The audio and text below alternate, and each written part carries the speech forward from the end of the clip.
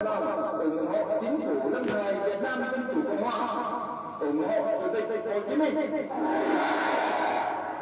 Chúng tôi xin thề cùng chính phủ giữ quyền độc lập hoàn toàn của Tổ quốc, chống mọi mưu mô xâm lược, dù phải chết cũng không lao.